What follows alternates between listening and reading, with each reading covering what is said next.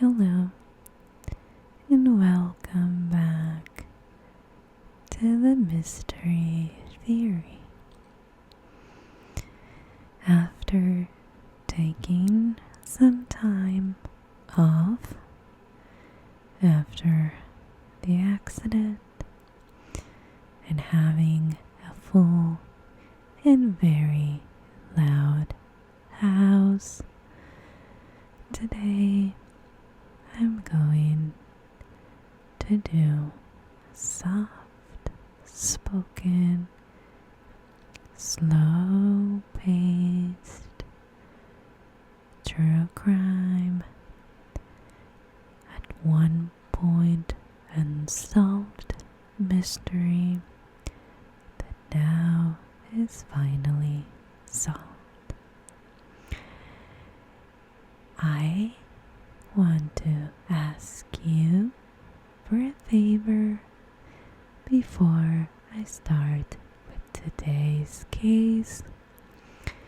I'm trying to get to 10,000 subscribers, so if you enjoy the content, if you come back for new videos, if this is your first video and you enjoy it, please subscribe and help me achieve that goal. I would love for you to like the video if you like it. Also, before you fall asleep, don't forget to say hello in the comments. I always have my regular commenters that I enjoy seeing their names, but I would love to see your name in the comments. That will definitely make my day. I wanted to do a subtle I have a video like that. I'll link on top of the screen. I wanted to do a subtle gum chewing. I can't find gum to save my life, so there you go. For those that don't like it, even better. Now let's talk about Wendy Jo Halison. She was a 22-year-old art student at the time that her case take place. At this point, it all started with a faulty hairdryer. She really needed a better one. So he was going through ads in the Sunday paper, and she found one at a great price. It was too good to turn down, and she just decided she was gonna get it. She then Wendy calls Linda, her sister, her older sister, and asks her if she wants to go take a drive with her. Linda declined the offer, saying she was spending time with her kids. So Wendy Jo departed for the Thrifty on Fairfax Avenue. Her car was a mint green Thunderbird, and she was very, very excited for this bargain. She made the purchase and then was filling up the car at the gas station. After that, we have no idea where Wendy Jo Halison went. You see, Wendy was a reliable young lady. So when she didn't return home that September afternoon, her family knew something was really wrong. By that evening, her parents were frantic. They called all of her friends. They called extended family. But nobody knew anything about where Wendy was. So they called the police to report her missing. They told the mom that they still had to wait 48 hours.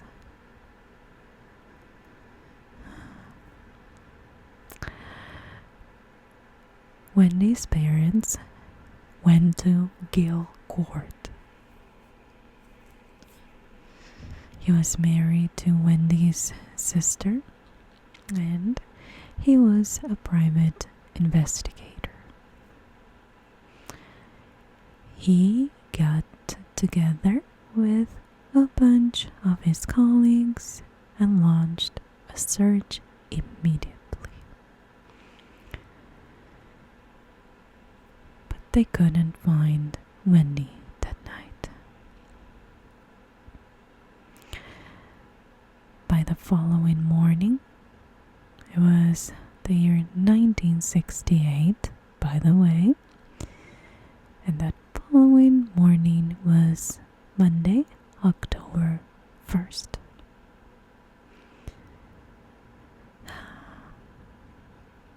So, the searchers needed to up their game. So, Gil hired a helicopter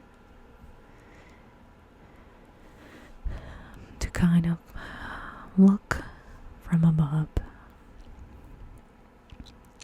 Wendy's boyfriend was in the co-pilot seat, and he saw the Thunderbird parked at the curb on Fairfax.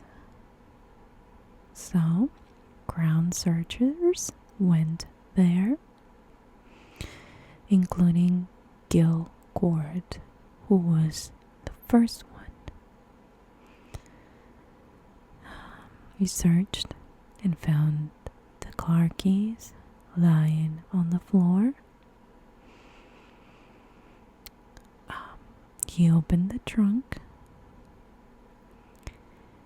and it was horrible because Wendy's body was inside of it. She was raped and asphyxiated with a piece of rope that was tightened around her neck. Upon inspection, they found her broken fingernails, so she definitely put up a fight for her life. But clearly, was overpowered by a stronger opponent.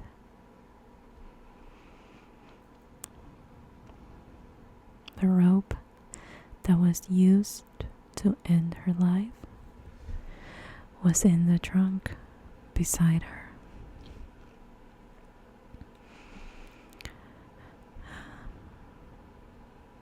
She was still wearing her watch, her necklace. The killer had left these behind. But he, however, had taken her new hairdryer. I know, stay with me.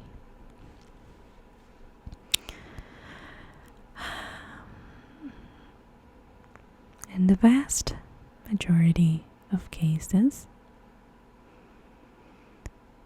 as most of you know, killers and victims are connected, sometimes even related. Killings by a stranger are not your typical murder. So, of course, police started looking first into the victim's inner circle. And they had 4 guys: Wendy's boyfriend, her former boyfriend, a family friend, and her brother-in-law and private investigator Gil Court. They were all asked to submit to a polygraph, and they agreed. The boyfriend failed, so he raced to the top of the suspect list. After investigating him, he was clear, and soon after, the rest of the suspects. It was a frustrating investigation. It never really got off the ground. Wendy Jo would have been taken from a busy suburban area in broad daylight. You would think that somebody would have seen something, but no one had. There was I think, 2 reports of a white male seen near the gas station, but nothing came out of that. Police had blood and semen, but they didn't have a suspect to match it to. They did not have any fingerprints. And at that time, they didn't have DNA as we have it today. Over the years that followed, this was the worst thing that could have happened to Wendy's family. Her dad, Lee, was particularly struck by this. Lee and Wendy shared a birthday. So every birthday reminded him of Wendy and that she wasn't there anymore.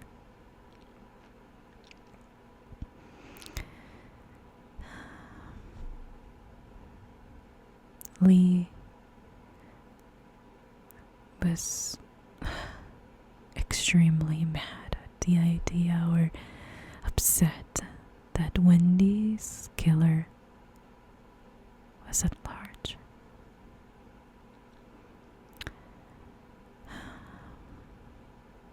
He would stop by the local police station regularly, asking if they had any new leads.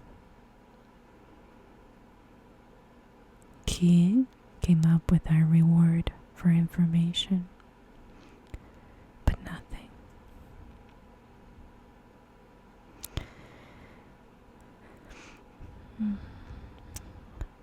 Lee would often call his daughter Linda aside and make her promise that she would never give up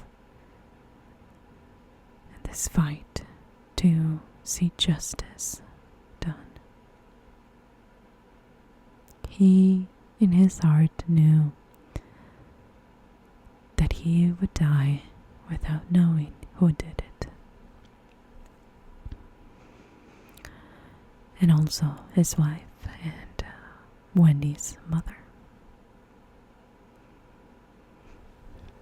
Fast forward to 1998. Nothing till that point. There was a lot of time between when that happened in 1998. The killer could have died. Maybe was in prison for some other charge, as they usually are. But still, they were not giving up on the case just yet. DNA fingerprinting was a thing now. Still in the beginning stages, but it was becoming a big thing in a forensic investigation. By 1998, dozens, even hundreds of people have been booked thanks to this new development. Because all that was needed was a biological sample from the suspect. And if you remember, they had semen retrieved from our body. The first step was to test it against their 4 original suspects. So they were asked to give a blood sample, but no match.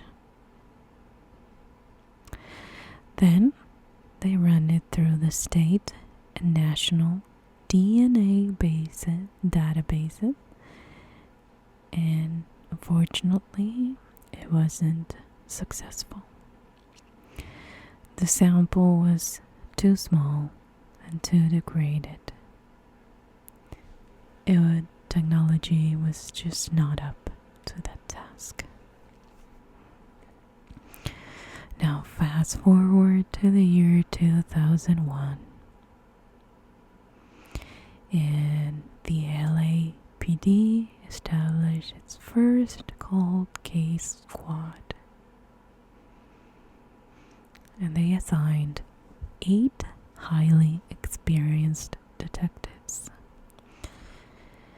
By now, DNA was advancing, And by the year 2016, it was so advanced that even minuscule quantities could be tested and could probably throw a good result.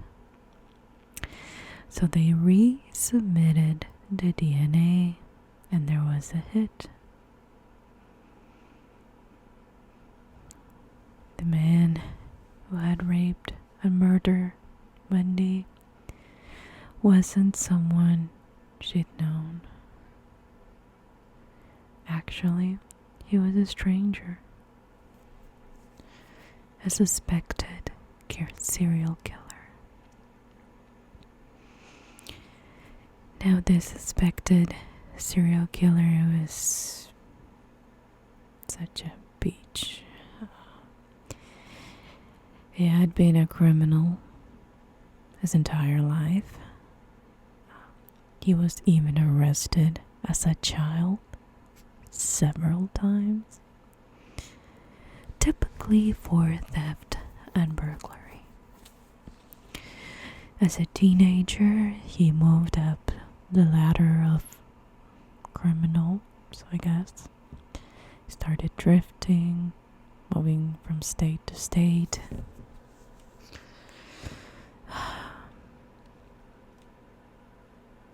Mostly petty crimes.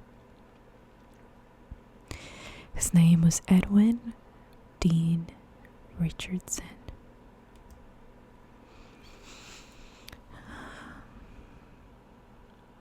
But by now, his criminal activities were violent, because in the year 1960, he landed in prison for attempted robbery and kidnapping. Spent 8 years behind bars, paroled in April of 1968, and sadly, 5 months after his release, he found Wendy on a pleasant Sunday afternoon in LA. Police believe that she wasn't the first one, the first of his victims, and certainly wasn't the last. Now remember, we're taking a stroll in the past. We're kind of going side by side, or when this thing happened and this guy, what he was doing. So by 1981, he was apprehended, convicted of killing a 21-year-old girl in Belmont County, Ohio. He was also wanted for the kidnapping of 2 teens in West Virginia. Then he was linked by DNA to the 1972 murder of 23-year-old Marla Jean Hires. She was also raped and strangled. Apparently he threw her body down an embankment near the Yorba Linda Country Club, so he pled guilty to that crime in the year 2006. So he finally was sentenced to life. He died at 70 years old. He died behind bars.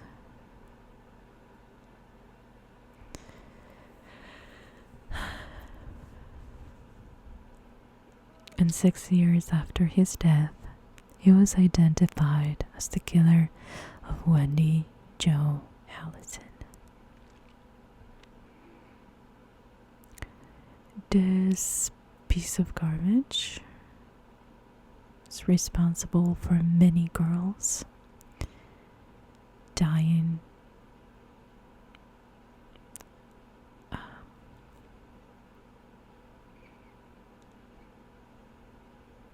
Some are suspected but not confirmed.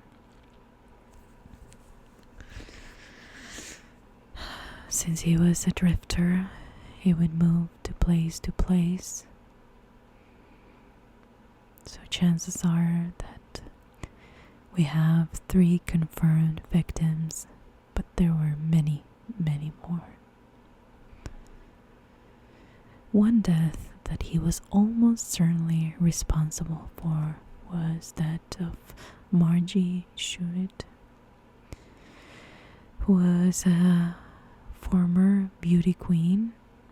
She was killed in 1969 at the age of 22. And this, of course, happened a year after Wendy Jo Halison's murder. Now for Margie, her strangled, battered corpse was discovered in Burbank. Her car was found in LA in the parking lot of a thrifty drugstore,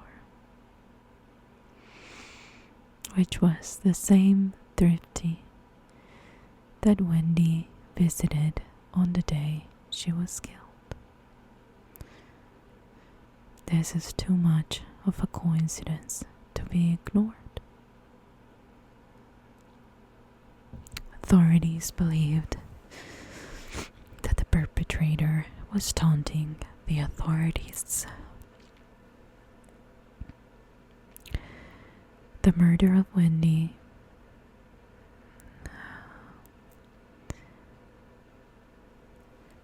remains one of the coldest of cold cases to be solved in the United States.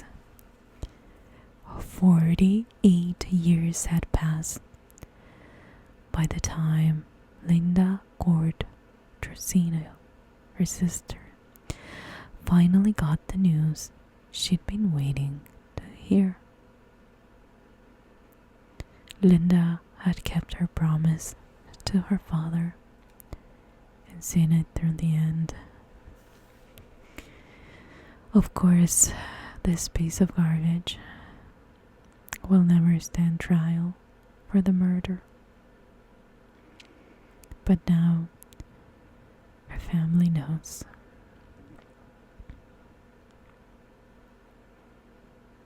Both Wendy Jo and Lee can rest in peace now.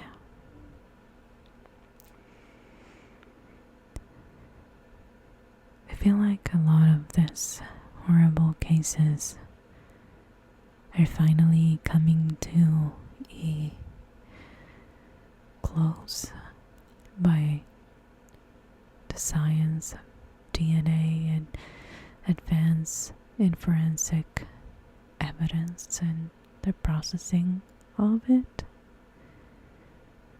But sometimes this makes me wonder, is it worth knowing what happened when it's something this horrible? I wonder, and I hope I never have to find out what the family reaction and feeling and impact is to find out who did it, even if they're dead. I assume that in everyone's mind, knowing who did it and that he's dead now would bring some kind of peace. But I wonder if that's the case for everyone.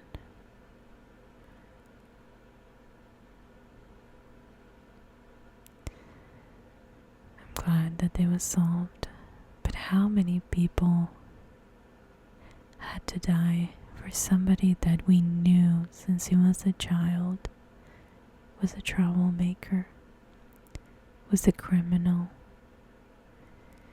What is wrong with the justice system that keeps releasing these monsters to society, expecting them to reform themselves?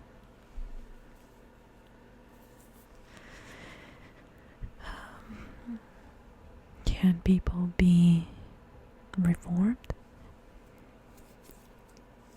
Can criminals change?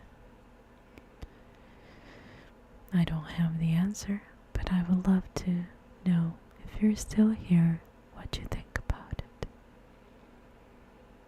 Is it possible? Thank you for being here today. I hope that you join me for the next true crime case that will be whispered.